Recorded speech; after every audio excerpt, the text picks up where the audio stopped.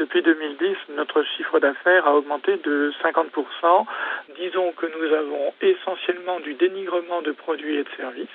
D'autre part, de la diffamation ou injure, très souvent, sur des forums de consommateurs. Immédiatement, on en vient à des arguments irrationnels du style c'est de l'arnaque, c'est des escrocs, c'est du vol, surtout à fuir, etc., qui relèvent non pas de la diffamation, mais là des injures. Pour bien comprendre en quoi consiste votre activité et plutôt les demandes qui vous sont adressées, est-ce que vous pourriez raconter, sans donner son nom évidemment, ce que vous a demandé l'un de vos derniers clients? Je peux vous donner un exemple d'un client qui voit un produit qu'il vend. C'est un industriel qui fabrique des produits d'aménagement de la maison, on va pas être plus précis, et dont les produits sont critiqués très violemment sur des forums d'avis de consommateurs.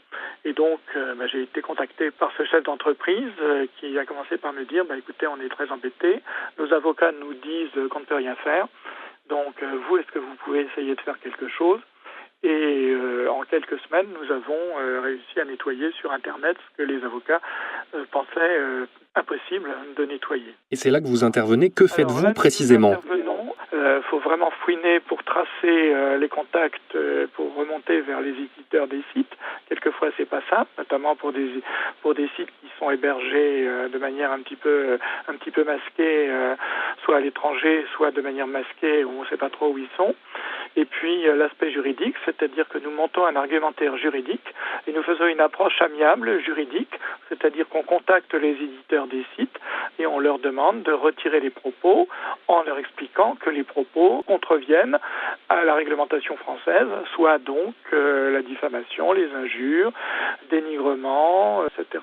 Alors vous pouvez supprimer les liens, vous pouvez aussi les rendre moins visibles, par exemple en les faisant passer dans une page 4 ou 5 ou 6 de Google. Comment faites-vous ? Alors il y a deux choses. D'abord, la première chose, c'est le nettoyage. Le plus gros de notre activité depuis 10 ans que nous existons, c'est le nettoyage sur Internet, avec un taux de réussite qui est aux alentours de 95%. Malheureusement, il arrive des cas où on ne peut pas nettoyer pour toutes sortes de raisons.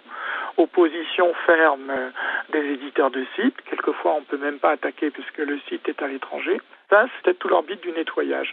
Donc, lorsqu'on ne peut pas, on pratique ce qu'on appelle le noyage ou l'enfouissement.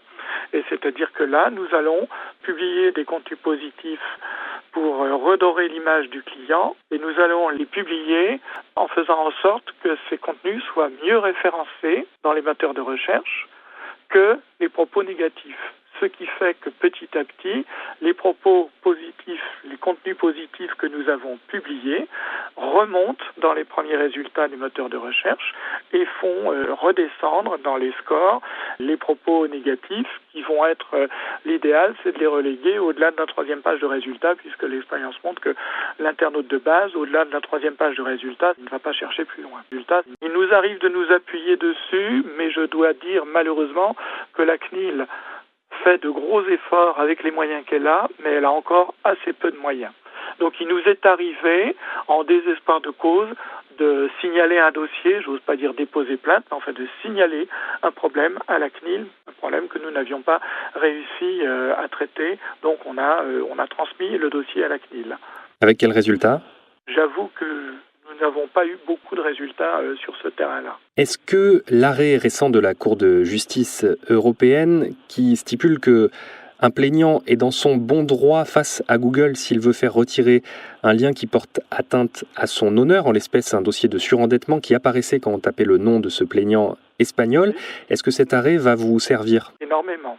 Énormément parce que ça va tout à fait dans le sens que nous souhaitons, nous, pour nos clients, pouvoir effectivement faire en sorte que des incidents du passé d'un client, notamment un incident de paiement par exemple, et ça peut être beaucoup d'autres choses, il est totalement inacceptable que ce genre de choses continue à demeurer accessible sur Internet, alors même que, par exemple, vous savez que quand vous êtes condamné en justice, vous savez que la décision de justice qui vous a condamné, lorsqu'elle est publiée, si elle est publiée, lorsqu'elle est publiée sur Internet, elle doit être rendue anonyme. Comment dès lors expliquer que des articles de presse ou que des sites d'information d'entreprise continuent à faire apparaître des choses théoriquement, devrait être anonymisé. Donc ça va complètement dans le sens de ce que nous espérions. Et puis en plus, l'arrêt de la Cour de justice européenne fait une application que j'attends depuis des années et que nous invoquons depuis des années.